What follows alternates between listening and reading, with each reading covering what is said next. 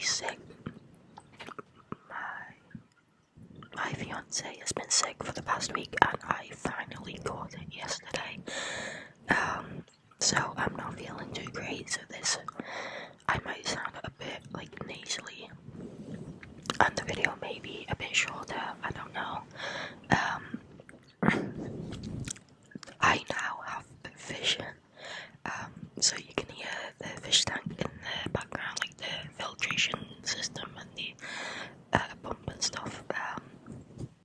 I'm gonna try my best to edit those sounds out, but in the event that I fail, because I'm not really good with that stuff, I'm gonna have to look into it today. I really hope that the background noise doesn't bother you too much. As always, thank you for being here. If you do like the video, leave it a like and comment down below if there's anything you'd like to see from me. And as always, hit that subscribe button if you haven't already. Okay, let's stop waffling on and get into the video. We are going to be reading from the No Sleep Reddit thread, and this one is by Let's Split Up. As always, the links to the original posters will be in the description below. This one is titled, "Has anyone else noticed the weird new trend where people in your peripheral vision play dead? I first saw it happen at work. I just finished ringing up a customer when every hair on my neck stood on end. Something in my peripheral vision caught my eye. I work at a board game store, and standing in an alcove peering at the game shelves was a skinny dude with a scraggly beard. His back was to me, but when he turned sideways, right at the edge of my vision, I could see his mouth was gaping wide open, like he was screaming. Weird, right? I glanced up, ready to laugh and ask him what was up, but the dude was just chilling, totally normal face. A slight wrinkle on his forehead, lips pursed as he read the back cover of Wingspan. He looked at me. "Yo, I keep hearing about this. Is it any good?"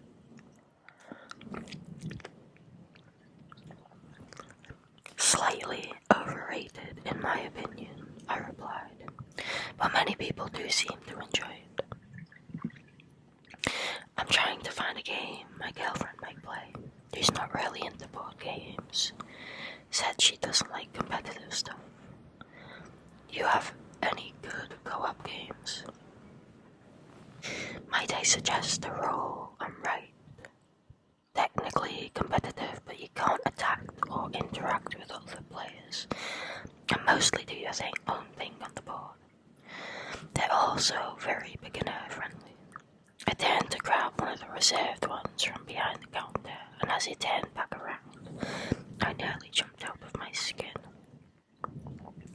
Because the man had approached, so he was directly in front of the counter, and his mouth was wide open in a scream. Eyes wide, like he was a zombie about to bite me. But it must have been my imagination, because as soon as I looked at him straight on, he just looked back at me, mouth worked. "You alright there, my dude?" he asked. Cartographers is our top-selling roll and write," I stammered, recovering myself. But every time I took my eyes away from his face, in my periphery he seemed to be like one of the undead, a corpse with a gaping mouth. I decided to ignore his behavior in the hope that he'd stop. He placed an order for cartographers, and I told him I'd give him a call when his copy came in. As it took down his details, much to my annoyance, he did not stop, but continued to stand in my periphery, silently screaming. The next week, when I went in for a haircut, the guy guy sitting a couple of chairs over was also playing dead. He appeared to be slumped in the barb chair, head lolled to the side, blue eyes wide and unseeing. But the stylus kept flitting around him, scissors snipping, and when I turned to look at him directly, he was no longer playing dead, but instead speaking to the stylist, one hand gesturing from under the cape. Yet when I looked away a moment later, gone were his gestures. I could hear his voice, but he appeared to be lying motionless in his chair. In the corner of my eye, a corpse. When my haircut was finished, and I looked over again, he was gone from the chair. This just kept happening. Honestly, I thought it must be some sort of online fad, with people randomly pretending to be dead. The internet has spawned strange pranks. I don't have much of an online presence, and I don't keep up with the popular memes or TikTok trends, and in my head, it made sense.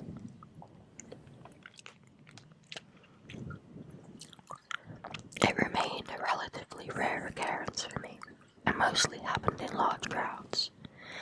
For example, the airport. That was where I finally figured out the cause. I was on my way to visit family, going through the airport security.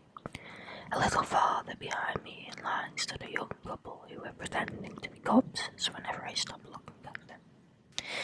It was annoying, and I kept turning my head quickly, hoping to catch them in the act. But they were always behaving normally the moment I looked directly at them. And of course, what should have tipped me off is that no one else in the line was reacting to their behavior. Only I could see it.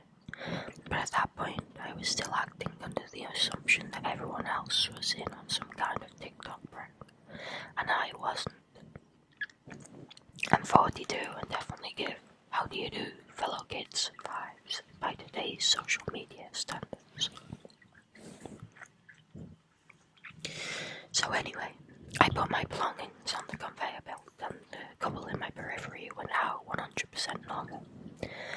Finally, I thought, they stopped pretending, but the moment I collected my stuff and turned around, I nearly shrieked because both of them loomed next to me, standing slouched, faces contorted into death mask. You can't see sharp details in your periphery, but you can catch when someone is making a terrible dead face.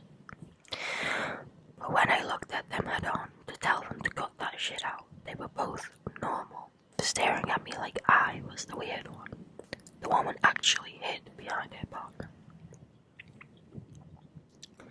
That's when I realized two things.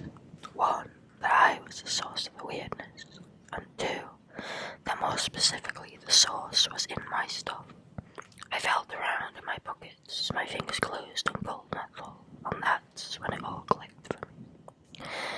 I found my father's pocket watch. Now, a little background on this watch. Dad gave it to me the day before he died.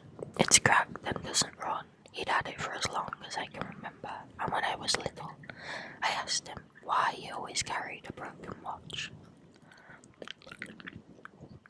He told me it was a family heirloom, and that the cracks didn't matter because it told time in a different way. Those were his words. And he finally passed it down to me. He looked troubled as he told me. I don't know if it's a blessing or a curse to be able to see the things it shows.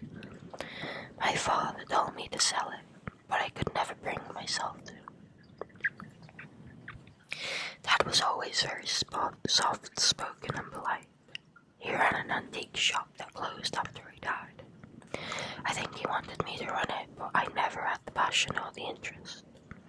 Our lives just took different paths. The watch is the one antique he made sure to give me. What I'm still trying to figure out is why. Because as far as I can tell, there's no ambiguity about it. The damn thing is definitely cursed. once I knew the source was the watch, it all fell into place. At the end of that family trip, when I came back to work, I followed my hunch and looked up the guy who ordered the cartographer's game. He never came back to pick it up when I came in. I'd kept it sitting on the shelf for him, even though I should have just put it out on the main shelves for people to browse. It still had his name on it, and I searched his details and right away found his obituary from that same week he'd come into the store.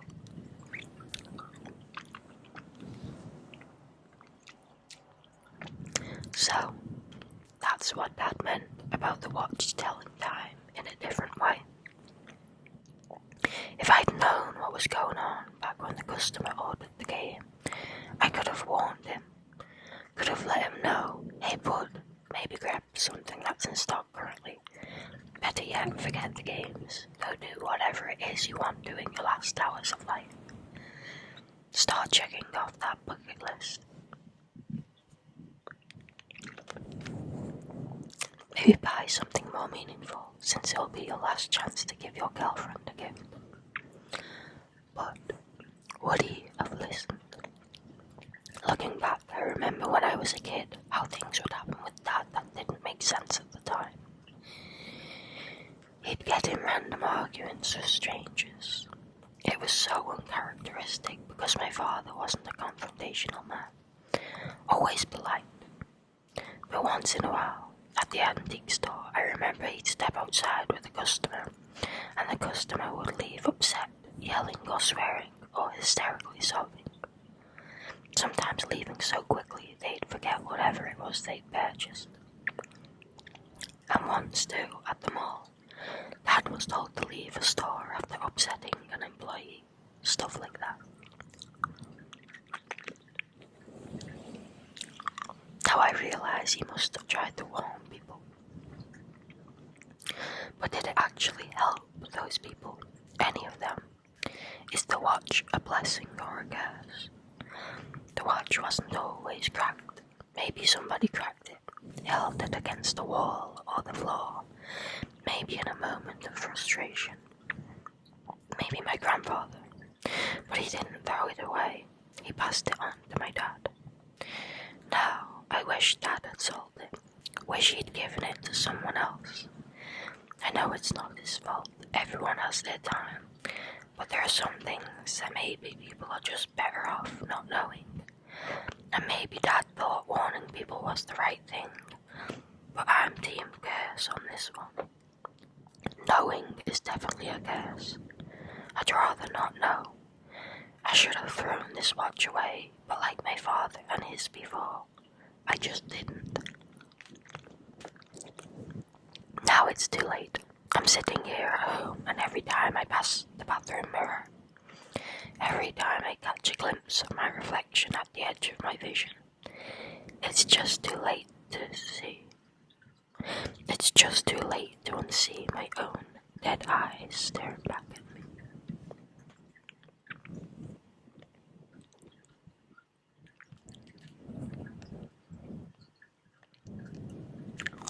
That one was really good. I really like that one. Really, really creepy. I also think that it would be a curse. I'd hate to know that, and I'd hate to try and tell people that. Okay, let's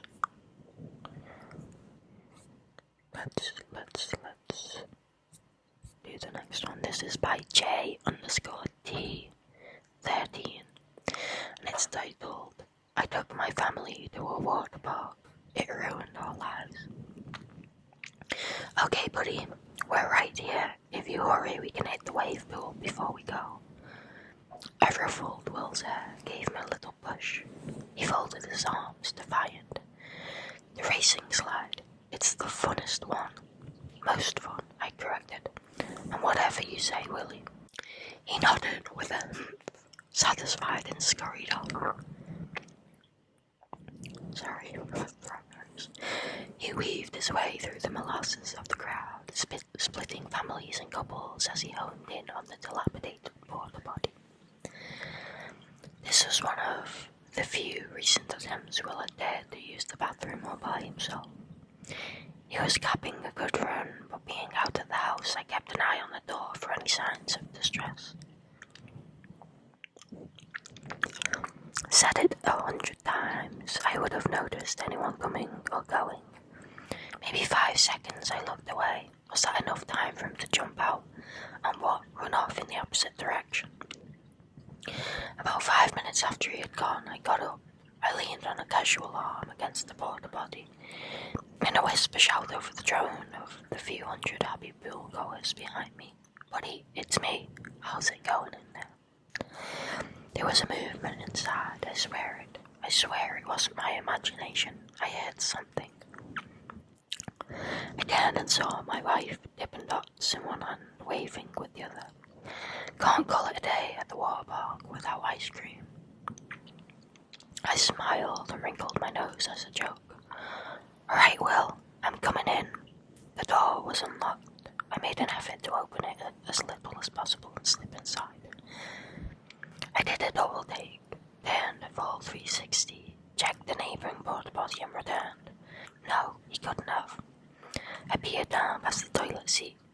Log-sized turds floated in the septic stew below. Will, I stepped outside and circled the porta potty. Will, I called again. My wife appeared next to me holding Lila's hand. What happened? Where's Will? She asked. I don't know. He was inside. Lila, did you see him leave at all?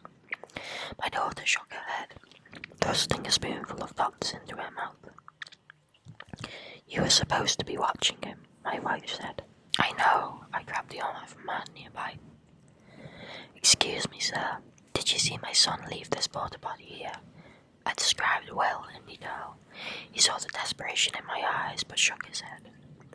Sorry, try the lifeguard station. I'm sure this happens all the time. He wished us luck and I thanked him. My wife was beginning to cry. She was starting to scare Lila. I ran ahead, putting through one of the splash pads and hopping the fence to the lifeguard station. Oh, excuse me, sir. Some acne-riddled teenager with a red and white uniform stood up from behind the desk. You. My son. I can't find my son. Is there some announcement you can make? Something. The teen closed his eyes. Yeah, give me 1 sec. I'm kind of new, so I think. I don't have a second. If you can't help, then get me a goddamn manager, I snarled. A petite girl, also in high school by the looks of it, turned the corner, oblivious to the nature of the conversation. Hey, you can't talk to him like that, she pouted. There's no need to be rude. I stabbed my finger at her, my temper at the end of its wick. I'll be as rude as I damn well like. Get me a manager or I'll go back there and find one. The police were called, primarily for me. I was screaming, knocking things over, foaming at the mouth, my wife said. The cops said I would have to calm down or they'd handcuff me. They sent out an announcement over the park's PA system. William, your parents are looking for you at the lifeguard station. If you can find a lifeguard, we can get you back together as soon as possible. Don't worry, the lifeguard manager said. We radioed all our employees. He'll be back in no time at all. As it turns out, lost and found children in places like these is fairly common. The problem was, Will never turned up. How do you go home after that? We stayed as long as we could, but it's not like we could sleep on the slides. So, the same day I left for the water park with my family. We returned, one short. Lila didn't know what was happening. We told her Will had gotten lost and the police were looking for him. She asked why we weren't looking for him too. She began to cry. The funny thing about humans is how simultaneously effective and ineffective we are at lying to ourselves. Because a deep part of yourself, something in your core where you know you can trust it, smells the bullshit. And yet we all take that lie and run far as we can until our legs give out or we crash face first into the wall. After the first day, that piece of me in my core knew I'd never see Will again. But I ran like hell. My lust for closure deflated my marriage like a water balloon with a leak.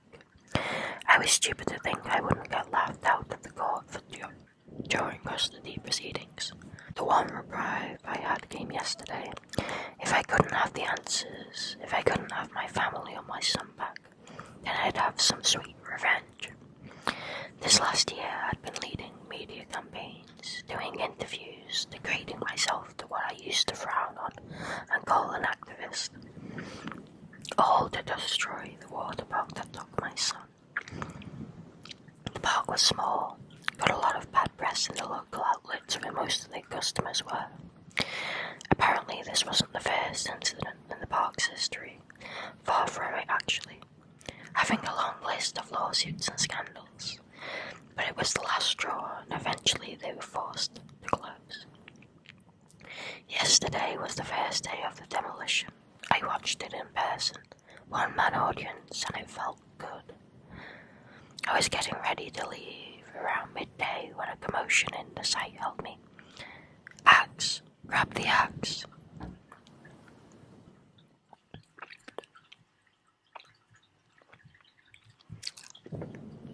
The crew was in mayhem, and advantageous to my curiosity, no one was around to stop me, hoping the barrier to get a closer look. It's dead. Stop. It's dead.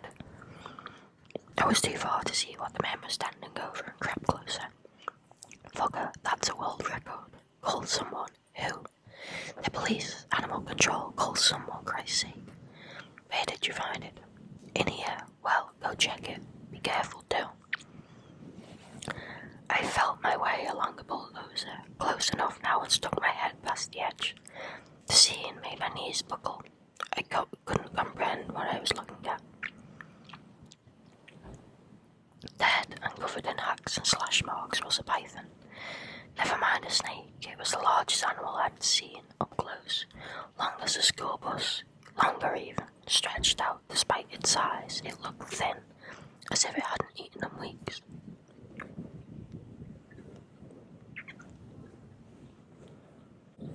Tell me what happened, one of the construction crew asked a younger member. Tell me what happened, one of the construction crew asked a younger member. We were using the machine and clearing the area, like you said. Went and knocked over them porta potties and the dragon came, rearing its head, out one of them holes beneath. The crew began to buzz, taking pictures of the beast and kicking it. The construction man nodded and called the worker who had gone to check the hole. Come on out, that's a shithole, nothing to find. Boss. The site fell silent. Bones. What is it? There's bones. There's bones down here.